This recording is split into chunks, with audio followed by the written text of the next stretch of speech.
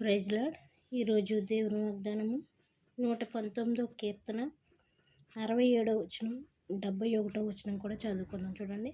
శ్రమ కలగక మునుపు నేను త్రోవ విడిచి తిని ఇప్పుడు నీ వాక్యమును అనుసరించి నడుచుకొనుచున్నాను. నీవు దయాళుడవై మేలు చేయుచున్నావు. నీ కట్టడలను నాకు బోధింపుము. నేను నీ కట్టడలను నేర్చుకున్నట్లు శ్రమనొంది ఉండుట నాకు మేలాయెను. వేల కొలది వెండి బంగారమును నాణ్యముల కంటేను నీవిచ్చిన ధర్మశాస్త్రము నాకు మేలు. ఇక్కడ వాక్యంతో మనతో ఏమని మాట్లాడుతున్నాడంటే, శ్రమ కలగక మునుపు ఏమైపోయాడంటే ఈ మనిషి త్రోవ విడిచిపోయాడంట. అంటే అన్నీ ఉన్నాయి కదా నాకు, ఏంటంట, అన్నీ ఉన్నాయి కదా నాకు, ఎవరు అవసరం లేదు అని దేవుణ్ణి కూడా మర్చిపోయి తిరిగేవారిగా ఉన్నారంట. ఇక్కడ ఏమంటున్నాడు, శ్రమ కలగక మునుపు నేను త్రోవ విడిచి తిని, త్రోవ విడిచి నాకు ఇష్టమైన త్రోవలో నడిచేవాడిగా ఉన్నాను అని వాక్యముతో హెచ్చరించేవాడిగా ఉన్నాడు. మీరు అలాగ ఉండొద్దు అని మనతో ఆయన మాట్లాడుతున్నాడు వాక్యముతో. నేను శ్రమ కలగక మునుపు త్రోవ విడిచి తిని ఇప్పుడు నీ వాక్యం అనుసరించి నడుచుకొనుచున్నాను. శ్రమ కలగలేనప్పుడంట దేవుణ్ణి విడిచిపెట్టేశాడంట, మనుషుల్ని విడిచిపెట్టేశాడంట. అయితే శ్రమ కలిగిన తర్వాత ఏం జరుగుతుంది? ఇప్పుడు నీ వాక్యం అనుసరించి నడుచుకొనుచున్నాను. శ్రమ కలిగిన తర్వాత దేవుని దగ్గరికి వచ్చి ప్రభువా నన్ను క్షమించు అని ఎప్పుడైతే అడుగుతున్నాడో వాక్యం మనతో మాట్లాడుతుందండి. మాట్లాడినప్పుడు అప్పుడు ఏం చేస్తాము? మనము సరి చేసుకునే వారిగా ఉంటాము. చూడండి, ఇప్పుడు నీ వాక్యం అనుసరించి నడుచుకొనుచున్నాను.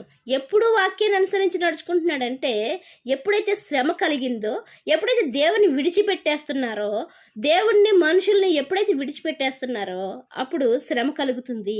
శ్రమ కలిగినప్పుడు ఏం చేస్తున్నారంట? దేవుని యందు విశ్వాసం ఉంచే వారిగా ఉంటున్నారంట.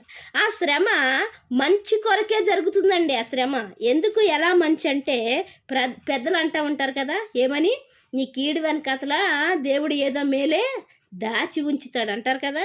అట్లాగే ఇక్కడ ఏం చెప్తున్నానంటే 71వ వచనంలో, నేను నీ కట్టడలను నేర్చుకున్నట్లు శ్రమనొంది ఉండుట నాకు మేలాయెను అంటున్నాడు. ఏంటంట? శ్రమ కలగడం వల్ల ఏం జరుగుతుందంట? మేలు కలుగుతుందంటే అండి. ఎందుకంటే ఏది మంచి ఏది చెడు, ఎవరు మనతో ఉంటారు ఎవరు మనతో ఉండరు, ఎవరు మనల్ని ప్రేమిస్తారు ఎవరైతే మనల్ని ప్రేమించరు, ఎవరైతే మన దగ్గర ఉన్నదాన్ని ఆశించి మనల్ని ఇష్టపడతారో, ఎవరైతే మన దగ్గర లేకపోయినా కూడా మనల్ని ఇష్టపడేవారిగా ఉంటారో, ఆ విషయాలన్నీ కూడా క్లియర్గా అర్థమయ్యేదిగా ఉంటుందండి. ఎందుకంటే నేను నీ కట్టడాలను నేర్చుకున్నట్లు శ్రమనొంది ఉండుట మేలాయెను అంటున్నాడు. ఏంటంట? శ్రమ నొందడం వల్ల నాకు మేలు కలిగింది. ఎందుకంటే నేను నీ మార్గంలో నడవడానికి, నీకు ఇష్టకరమైన జీవితాన్ని జీవించడానికి, నీకు ఇష్టానుసారమైన జీవితాన్ని జీవిస్తూ నీ యందు విశ్వాసముతో, నిరీక్షణతో, నమ్మకముతో నేను నీ వాక్యాన్ని, నీ కట్టడలను నేర్చుకునేటట్లు, నీ వాక్యానుసారంగా నడిచేటట్లు నాకు శ్రమ నొంది ఉండుట మేలు కలిగింది అంటున్నాడు. ఎందుకంటే దేవుడిచ్చే ఆశీర్వాదం మనం పొందుకోవాలంటే ఫస్ట్ మనము దేవుని యందు విశ్వాసముతో, నమ్మకంతో, నిరీక్షణతో, భయభక్తులతో ఉండాలి. నీతి న్యాయాలను అనుసరిస్తూ ఉండాలి. ఆయన ఆజ్ఞలను పాటిస్తూ ఉండాలి. ఆజ్ఞ అతిక్రమమే పాపం అంటున్నాడు. ఆజ్ఞల్లో మొదటి ఆజ్ఞ, నేను తప్ప వేరే దేవుడు ఉండకూడదు. మొదటి ఆజ్ఞల్లో రెండో ఆజ్ఞ, నీ తల్లి తండ్రిని ముదిం వయసులో వదలవద్దు అని చెప్తున్నాడు ఆయన. అయితే ఆయన ఇచ్చిన ఆజ్ఞను మనం పాటించినట్లయితే భూమి మీద మనం దీర్ఘాయుష్మంతులుగా అవుతూ ఉంటాం. అయితే దేవుడిచ్చు దీర్ఘాయుస్సు మనం పొందుకోవాలంటే, దేవుడిచ్చు ఆశీర్వాదం మనం పొందుకోవాలంటే దేవునికి ఇష్టకరంగా జీవించాలి. దేవునికి ఇష్టానుసారమైన జీవితాన్ని జీవించాలి. పాపం అంటే ఏదో పాపమే కాదండి, ప్రార్థన చేయకుండా ఉండడం కూడా పాపం అంటున్నాడు. నేను యెహోవా దృష్టికి విరోధంగా పాపం చేసిన వాడని అవుతానంటాడు. ఎవరంట? సమూయేలు గారు.